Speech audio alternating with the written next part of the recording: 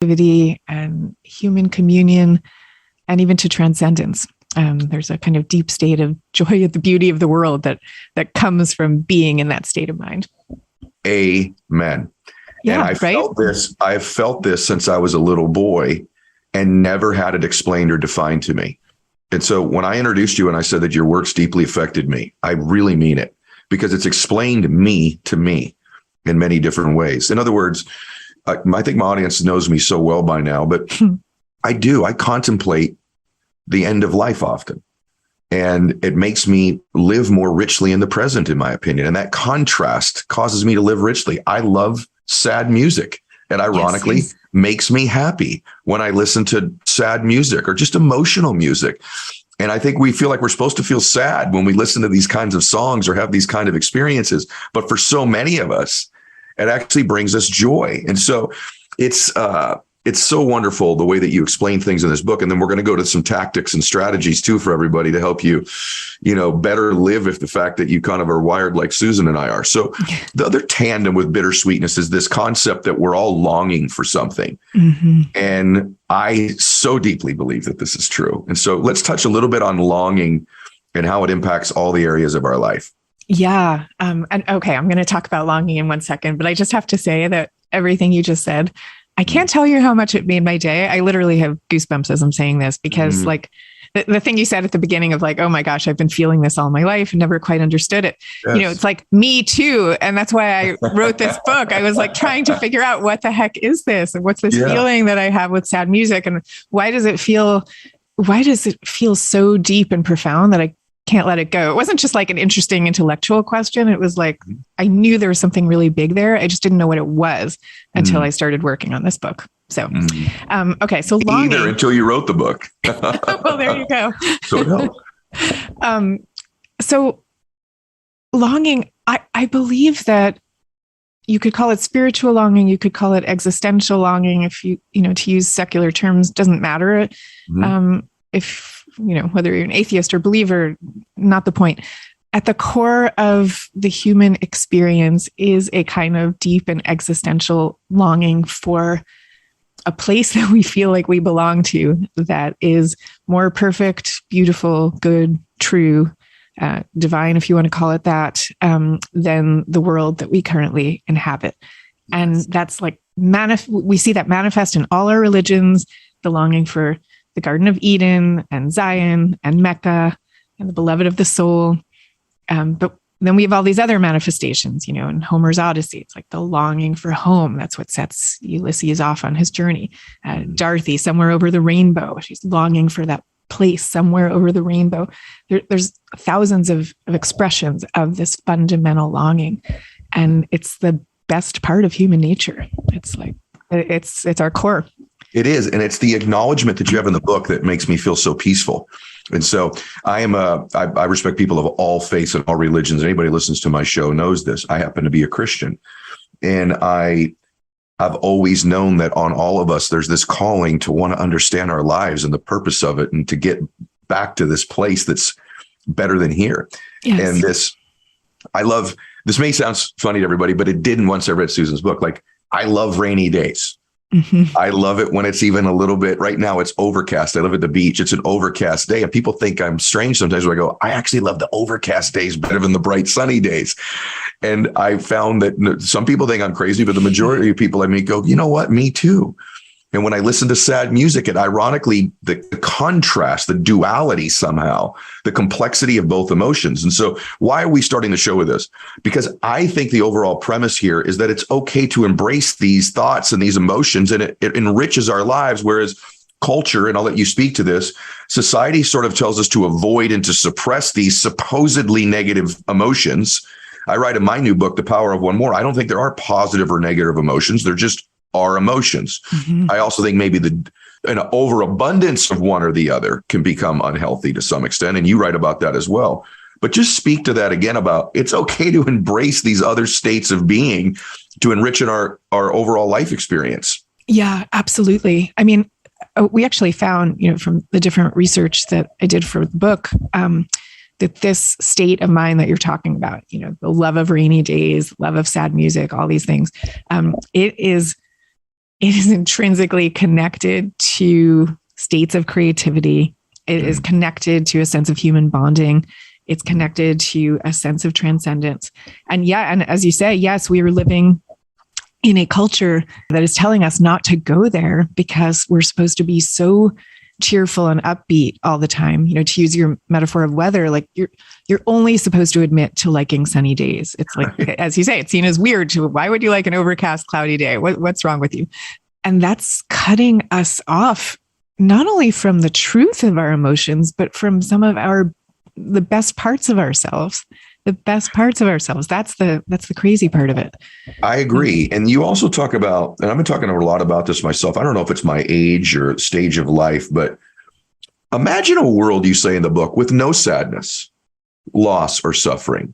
And what we think we would want in a world like that is, we would just all be happy all the time. But you submit sort of a different belief system about that. If there was never any sadness or loss or suffering, what do you think the world would be like?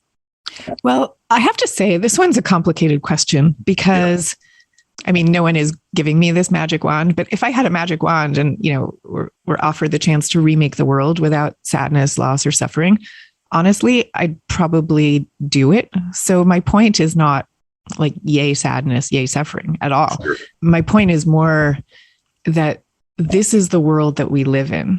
The world that we live in is a world that contains joy and sorrow, sadness and happiness, light and dark, all of it. That's our world. And in that, so first of all, to be able to look at the truth of that world and speak the truth is a huge thing in and of itself. And in that world that we have, it so happens that being attuned to life's fragility has all these other benefits to it, that it connects us, first of all, because the fact is we're all in it together. We're all in the same strange state of exile from the Garden of Eden. We just are. Yep. And the fact that you're in exile and I'm in exile and so is everybody listening, there's no greater bond than that, really. And that is, you just nailed it. I love it. That is what bonds us together.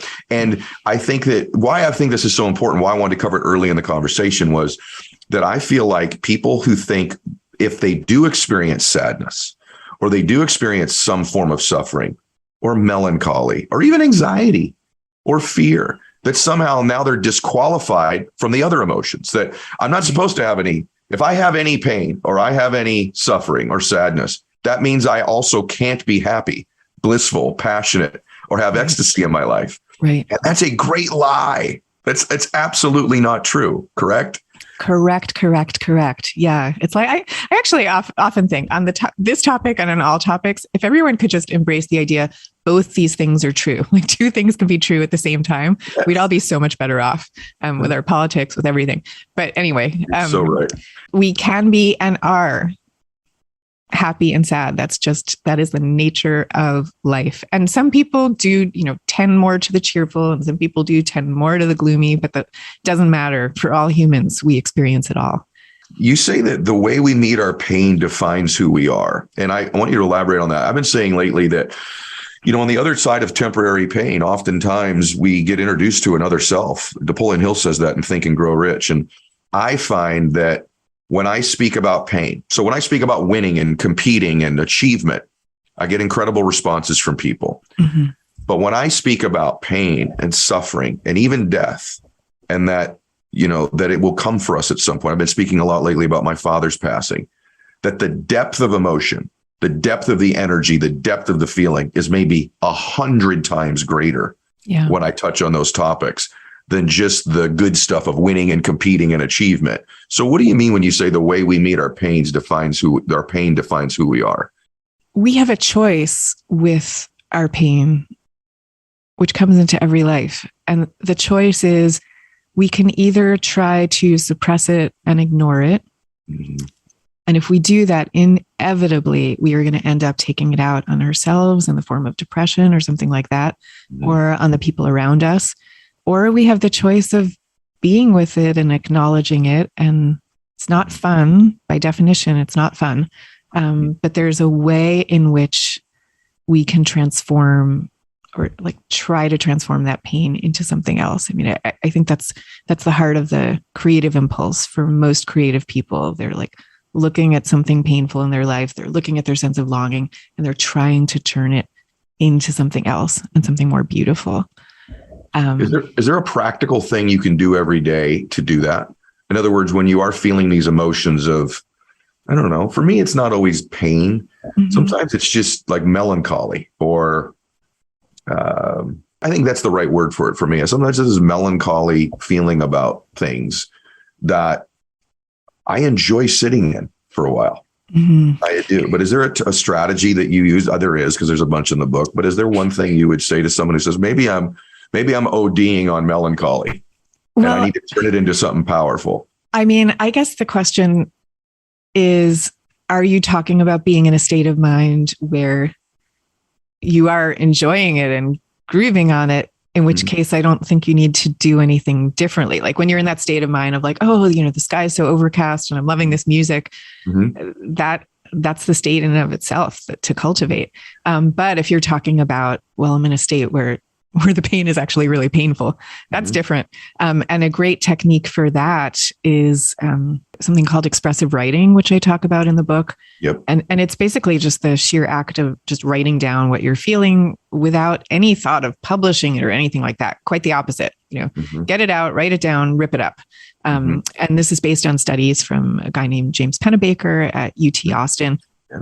He's done all these crazy studies showing how powerful the sheer act of writing things down is. It improves your health. It literally lowers your blood pressure, improves your success outcomes in life, greater sense of well-being.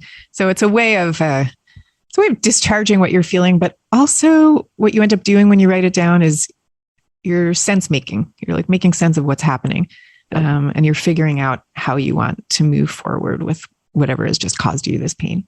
The reason I ask you that is because in the book, you sort of state this belief system that I agree with, that maybe these are the emotional states of creativity. And that when we look at art, oftentimes it is born out of these sort of emotions. When we listen to music that really moves us, it's born out of them. Even comedy, ironically, one of my favorite things. Most comedians are touching on something uncomfortable, painful, or the ironies of life. And so most art, why do I say this to everybody? Because I have the benefit, when I experience these things, I create speeches that I give, or books that I write, or podcasts that I'm going to do, or content that I create. But a lot of people just sort of sit in these emotions. And you asked earlier, which is it for me? And I think most human beings would say this: it depends on the day. And it depends on how long. And so I want you to talk about this, because I just wanted to ask you this personally. There's a point in time where I'm in these states of contemplating, you say the fragility of life, and how you understand death has a lot to do with how you live. I'd like you to touch on that, give you a long answer here, give you a long runway. So there's that. And I do that a lot. Or, just allowing myself to sit in a state of it doesn't always have to be 150 degrees of bliss all the time, Ed. It's okay to sit on a kind of misty day and just enjoy the gray a little bit. Now, having said that, I think most people who have that proclivity, predisposition, or even disposition, which may be all of us, you can then sit in it a little too long, though. And that's what I mean by the abundance of an emotion, right? There's a point where you're going, now I'm not creating out of this state. Now it's impacting me the other way, where it paralyzes me or freezes me, or it makes me tired. It can even impact your energy level. So what would you say about all that? Yeah, these are amazing questions. So first of all, in terms of the creative idea, one of the things I say in the book is whatever pain you can't get rid of, make that your creative offering. And as you say, there's just so many studies and so many examples that I talk about of the ways in which creators do exactly that, and it's not an accident that so many of our great creatives over time were orphaned before the age of 18. Like an astonishing percentage of them lost one or both parents before age 18, because that's what they're doing. They're figuring out how to take that ultimate longing that they're left with and turn it into something else. But to your other question of like, how do you know when it's just right or too much? It's a really important point, because there's a kind of happy and creative state of melancholy that we were just talking about. And then I think farther down that spectrum, you get to something that looks more like clinical depression, where it's very difficult to be creative when you're actually depressed. I mean, depression is more about like an emotional numbness and a hopelessness and a sense of disconnection. Whereas the happy melancholy we were talking about, you're feeling intensely connected. So the thing to do is to sort of tune into where you are in that spectrum, right? And if you feel you're slipping towards something that resembles clinical depression, like that's a time to get help, as opposed to only thinking, well, how can I? You can keep on trying to turn it into something else, but you also might need to be looking to outside resources for help with what about this Buddha? I think it's a Buddhist practice you talk about in the book called metta. Is that what it's called? Oh, yeah. What is that? I think this is a tool that could be used by people, sort of in all situations, but maybe particularly the one that I'm discussing. If you could just get into that just for a second, because I think it's super powerful. Yeah, absolutely. So metta is a practice that basically means loving kindness meditation. And I'm actually, by the way, I'm creating my own loving kindness meditation, which will be up on my website in the next month or so for people who are interested in doing my version of it. And that's susankane.net if you're curious. But loving kindness meditation, it's basically a form of meditation in which you actively and consciously wish well-being, peace, good things, love to, well, interestingly, classically, you first wish it to yourself. Okay. And then after that, you wish it to people who you know very well, to acquaintances. Ultimately, you wish it to the difficult people in your life. You kind of like move outward from there. What's interesting is for a lot of Americans, they have a lot of trouble beginning with wishing these good things to themselves. So very often people need to turn it upside down and wish it to other people first before they feel comfortable getting around to their own selves. There's no magic, though. You can do it in either direction. My favorite time in church, I was raised Catholic. My favorite time in church, and when you're a little kid in Catholic church, there's a lot of stand up, sit down, kneel. We're going to say the Our Father. There's a lot of repetitive nature to the service. And my favorite part of church on Sundays was the one little moment where you get to turn to your neighbor and say, peace be with you. Oh, yeah. And I loved that part of church. In fact, I miss it because I don't go to that church any longer. And my dad said to me when I was a little guy, and this is even when my dad was drinking, because he was still a really good man. He goes, I do that quietly all the time when I pass strangers.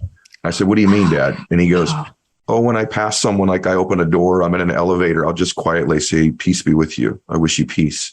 And he said, even when people walk by us in restaurants, Eddie, I'll do that.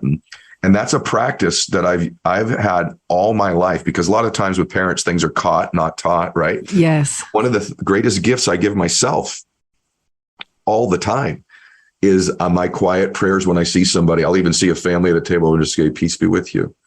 And just that feeling feels so good to connect with someone's soul who may not even consciously know you're connecting with them. But I have this belief system that subconsciously, spiritually, from an energetic soul perspective, they do feel it. And so I love that you bring that up. I completely agree with you. I have total goosebumps listening to the fact that you do that. And I think not only from a soul perspective, even if you look at it just from a human evolution perspective, we are designed to pick up on each other's cues, and we do it in 1,000 ways that we're not even consciously aware of, which is, so I think people would be picking it up, from you saying that. And that's exactly what practicing metta does. Like I notice whenever I'm not as good as I should be about doing this all the time, but I notice whenever I do practice it, then I go out into the world and I'm just sort of like automatically doing some version of what you just said. Do you know why it works for someone like you and I and almost everybody listening? Because it's going to go to the other thing I want to talk about, which is that I'm an introvert. And some people say, don't ever label yourself as an introvert. No, I'm introverted. And I love that I'm introverted. And I wanted to, the reason I share this, whatever you want to call it, technique or strategy that my dad taught me, it's just really an act of kindness. It's not really a strategy. But it's also something an introvert can do because you don't have to say anything to give someone a prayer.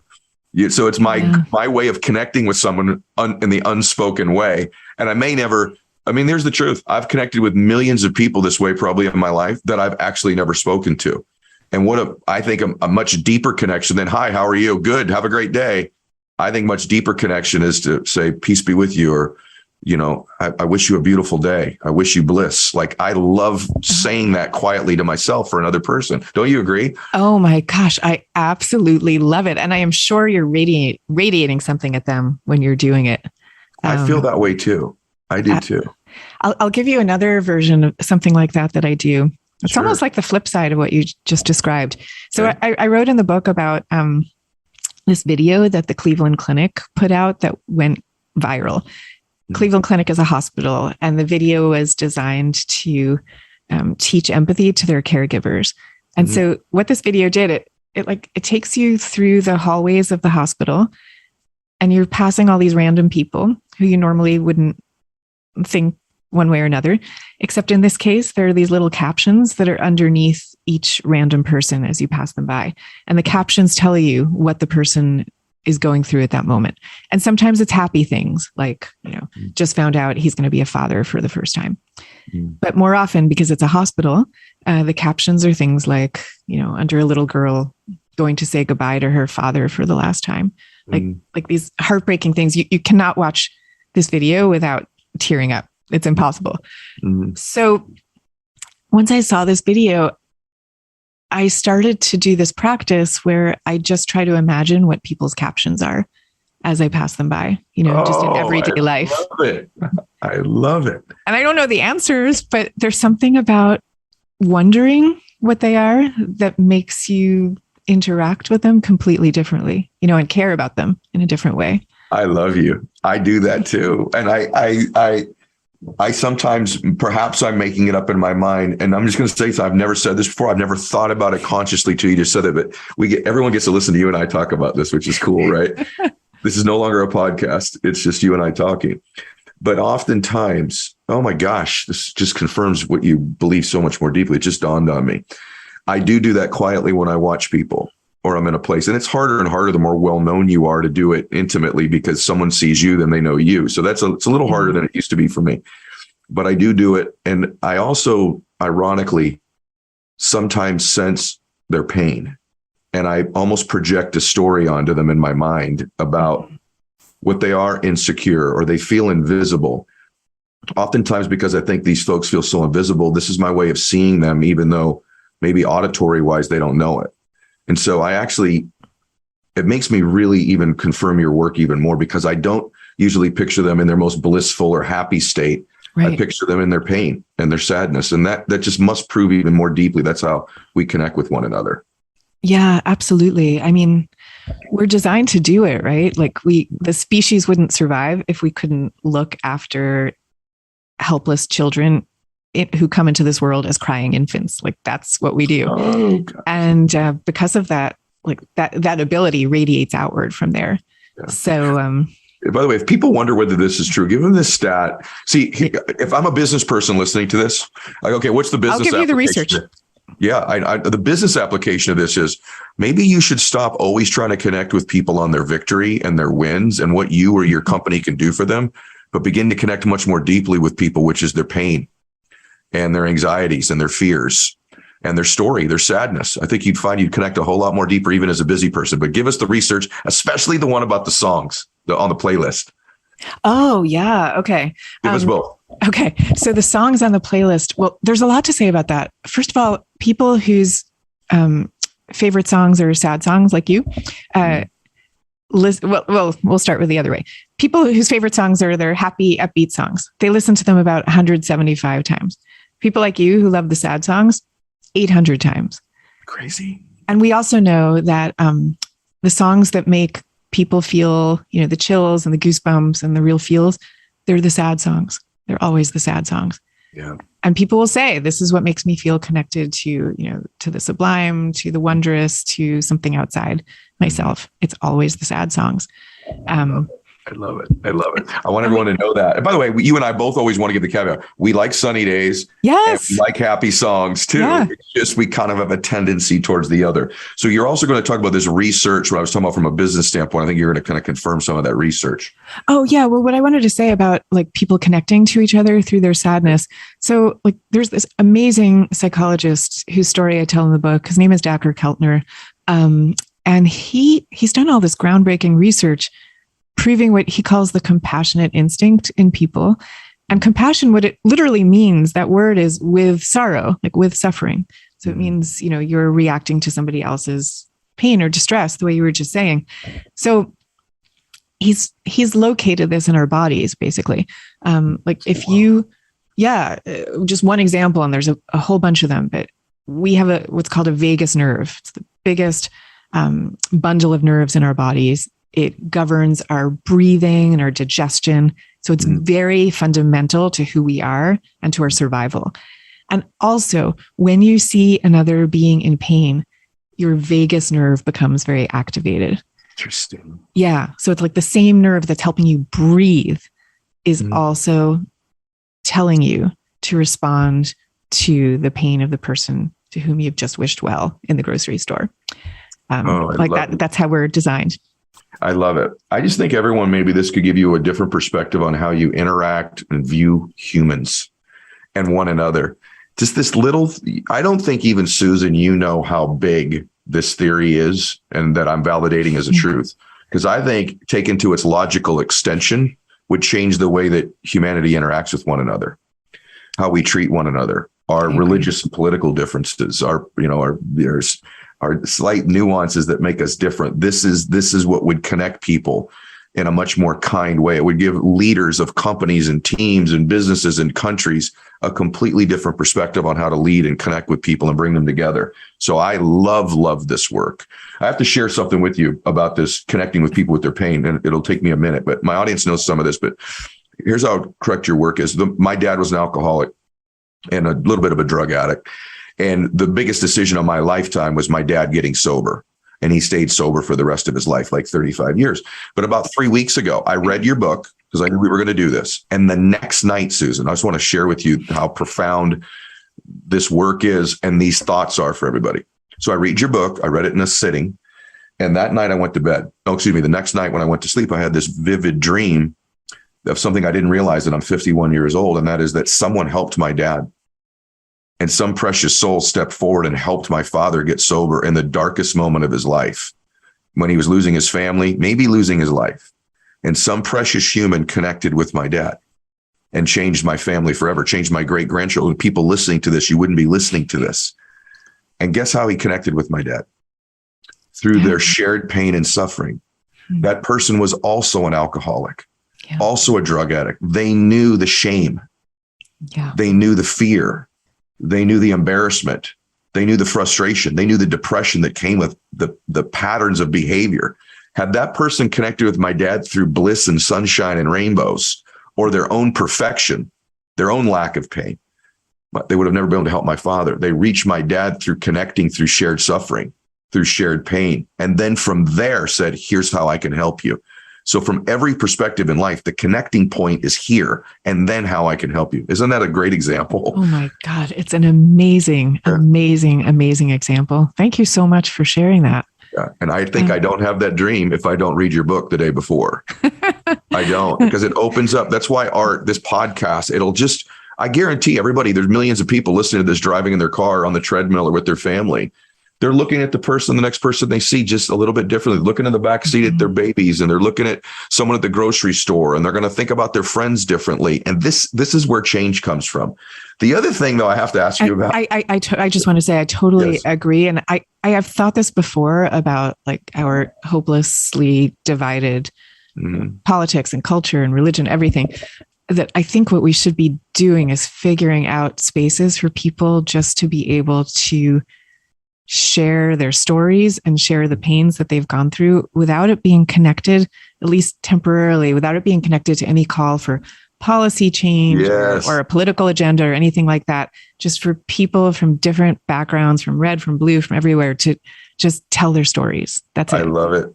I actually believe that, I get asked sometimes if I'd ever run for office, and that's highly unlikely. But I do believe that that's where change comes from, is just saying, just please hear me and listen to me. And then you can reach your own conclusions. It's when they think that there's a hook coming, or a pitch, or a close, or something we want you to do, is when people are turned off. And I think if you just say, just please hear me, whatever you believe about guns or no guns or school security or mental health, whatever the issues are, to hear some of these parents that just had this tragedy happen in Texas, and just to hear their pain, just hear them. And many of them have differing views themselves on what should be done about it. But you would reach a more beautiful and correct conclusion if you just listened to people and heard their pain and heard their suffering. Now, I want to talk about being an introvert. Okay. Because it's all linked together for me. Do you think someone is born an introvert, number one? And why is there power in introverted people? Oh, gosh. I think many people are born with a temperament that predisposes them to introversion, but you can't say that for every one person. I mean, what we know is it's one of the more heritable of all the personality traits, but there's no such thing as anything that's all nature or all nurture. But we definitely know that there's a lot of babies who are born into this world with a kind of more sensitive nervous system, which makes them react more to all the different stimuli that come their way. So when those babies are 2 years old and you put them in a play group of kids they've never seen before, they're going to experience that as an overstimulating event. So those kids are going to react like, they're going to clam up until they start to process all the different stimuli and feel like, okay, now I can join in. Yeah. And then there's other kids who are born with a temperament where they don't notice any of that stuff. And so they can just plunge right in right away. Why'd you call it the power of introverts? I that was an interesting word. My book's called The Power of One More. I'm like, there's a common theme here, but why is it the power of introverts? Because I see introversion just the way I see, bittersweetness, as we were just talking about. I see them both as kinds of hidden superpowers, hidden because we live in a culture that wants everything to be extroverted and cheerful. But like with introversion, the power is that if you are spending more time in quiet, which you're going to be doing by just virtue of your nature, you're by definition going to be spending more time listening because you're not as interested in talking. You want to be listening more. You're going to be spending more time in states of deep focus, or the creative process itself involves solitude. We tend to think of it now as this big, festive collaborative activity, and it is partly that. But we know that creativity actually can't happen without some element of solitude, which if you're an introvert, just comes that much more naturally to you. And then there's also the less expected powers, like even when it comes to leadership, where people really expect introverts would be at a disadvantage.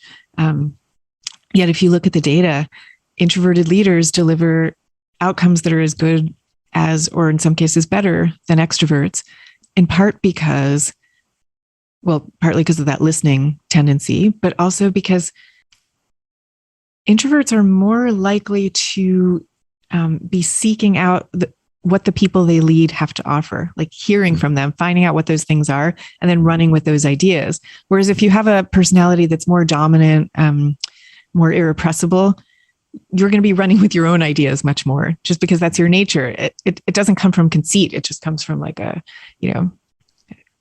tendency to put your own stamp on things. Yeah. Have you made any connection? You're so right. Between someone who maybe sits in that state of, I don't know what you want to call it, reflection, sadness, sorrow, whatever that state might be, and being introverted? Do you think there's a connection between those two things at all? Oh, well, this is so interesting. Okay. So in the Bittersweet book, you saw there's a quiz that you can take, and it's on my website too, for people who want to just do it quickly. Take like 2 minutes. You find out how prone you are to the state of bittersweetness. Okay. So then we took the quiz and saw what the correlations were. And I expected that there would be a high correlation with introversion, and there wasn't. But the high correlation was with a different related sort of cousin state to introversion called high sensitivity, which is a state that Elaine Aron, the psychologist, discovered. And if you're a highly sensitive person, you basically react that much more intensely to everything that life throws your way. So the beautiful sunsets are going to feel that much more beautiful to you. An upsetting experience with a colleague, a conflict with a colleague is going to probably hurt you that much more or upset you that much more. that's the state of sensitivity. And there seems to be a really strong correlation with sensitivity and bittersweetness. I love it. Why am I talking about this at length so much, guys? I'd like you all just to embrace this part of you, or at least be open to the fact that you may have more of it than you realize. Maybe you've been programmed to just anytime sadness comes, suppress it. Anytime pain comes, suppress it, or frustration, even loss. I mean, and loss can be a loved one. Loss can be someone said an unkind word to you. Loss can be you missed a sale today in a business. This is loss. And how you respond, you asked this question in the book, and I'd like you to answer it too. What do you do when pain comes? And that's a powerful question. Everyone should be asking themselves too. But what should someone do when pain comes? Susan, what would you say? That's a tough question. Yeah. And I mean, I think that one really does depend on the nature of the pain and on the person involved, because everybody responds so differently to these kinds of things. You know, like I just went through a succession of bereavements, right? During COVID, I lost my father and my brother. Gosh, wow. I'm so sorry. Oh, I mean, thank you. Wow. And for me, I was like, partly because I'm an introvert, I guess, but I'm sure it's other things too. Like I really wanted to process all of that pretty privately. And I turn it into creativity pretty quickly. Like I start writing things down. But then my literary agent, my very beloved literary agent, he lost his wife to ALS not long after. And for him, he's been doing this series, like all his clients have come together and we get together with him for virtual Zoom sessions. It started out as a memorial service, but now we do it like every week or every 2 weeks. Wow. And he says a prayer and we talk together. And for him, that's like incredibly sustaining through his pain. So I think it really is a matter of turning into what each individual heart needs and not expecting that there is going to be one cure-all way to go. Yeah, but as it comes to grieving, you actually say in the book, I told you, I read every page over and over. You talk about in grieving that oftentimes it's the same sort of societal bias against these sorts of emotions. But hey, let it go. You know, right? Like, as if sitting with grieving or some pain or discomfort is such a terrible thing. You talk about use that terminology that this soon will pass, you know, and you let it go, or these other things with grieving. And you say, well, hold on a minute. What would you say about that? Yeah. So let it go to me. Let it go. It's a very complicated concept, really, because I do find a lot of sustenance in it. And at the same time, there's something in that phrase of let it go that's a kind of like more polite version of move on, you know, get over it, get over it. Yeah, I agree with you. And I think what we need to do is not get over it until we're ready to get over it. And the great news is for many people, we actually are way more, we know this from research, most people are way more resilient to grief than we expect we're going to be, although never goes away completely. And then some people are not.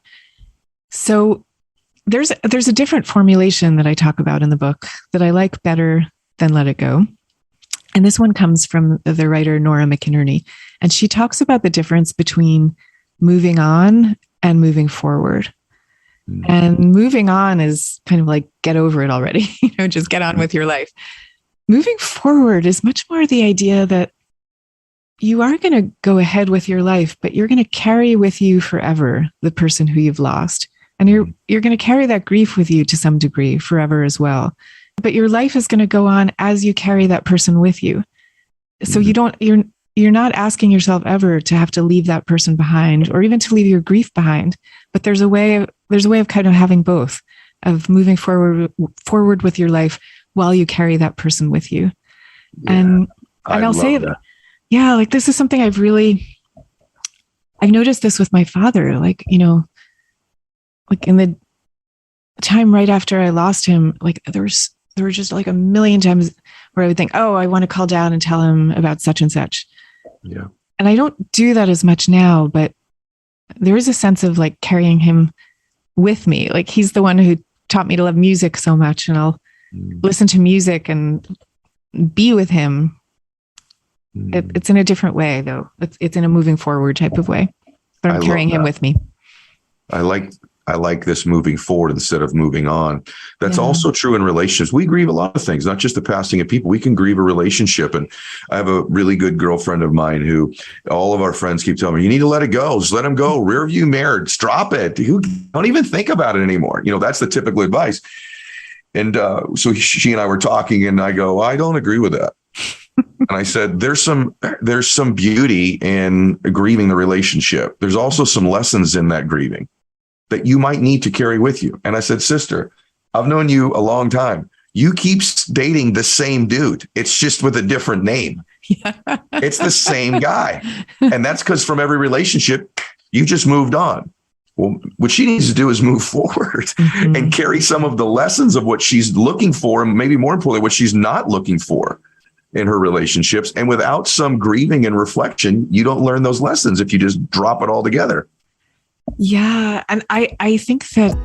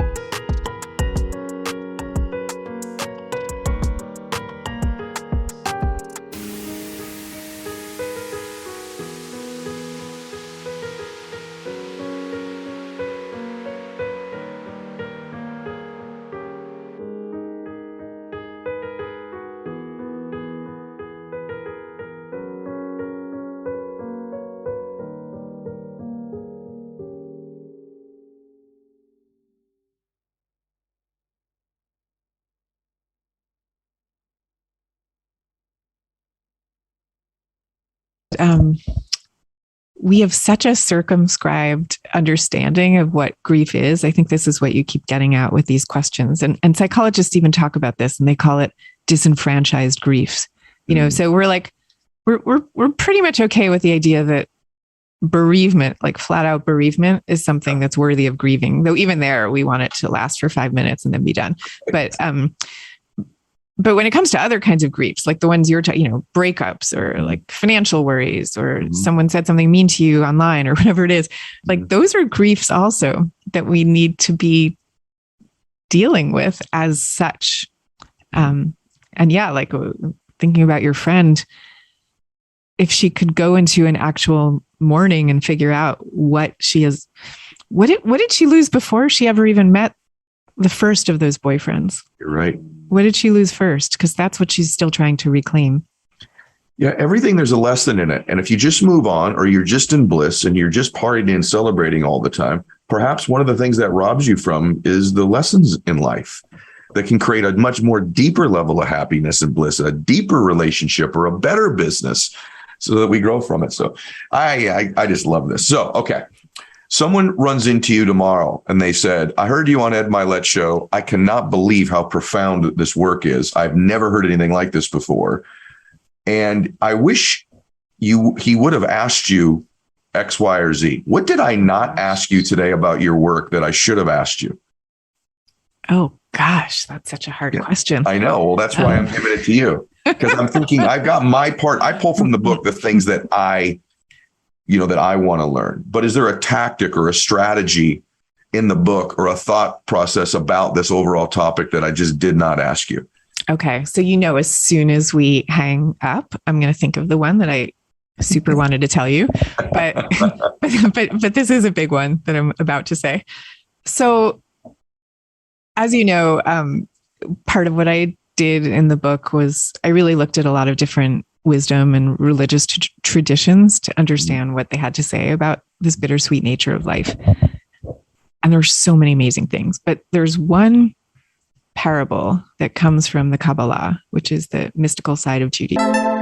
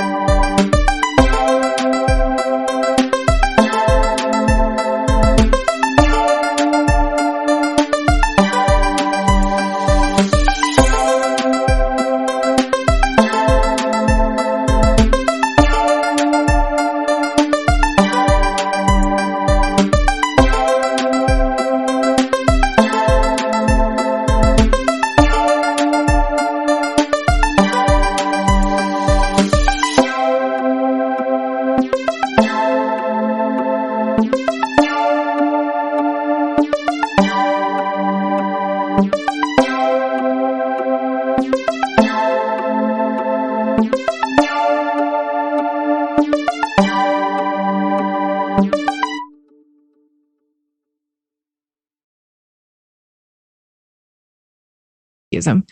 And knowing this one parable has helped me so much to live with the way in which this world has so much joy and so much suffering. And like, how do you live with those two things together? Okay. So it's like a metaphor. And the idea is that all of creation was originally one intact divine vessel, but that the vessel shattered, and that the world that we're living in now is the world after the shattering. So it's the broken world, but it's not totally broken. It's not complete gloom, because this world we have scattered all around us the shards from that broken but divine vessel. So there are these shards of light scattered all around us, and we're all going to notice different ones. So you're going to spot different ones from the ones that I would. But our job in this life is just to bend down and pick them up wherever we find them. Just bend down and pick them up, and that's it. So it's not to say we're going to get to perfection, because I actually think that the expectation of perfection or utopia on this earth is incredibly destructive.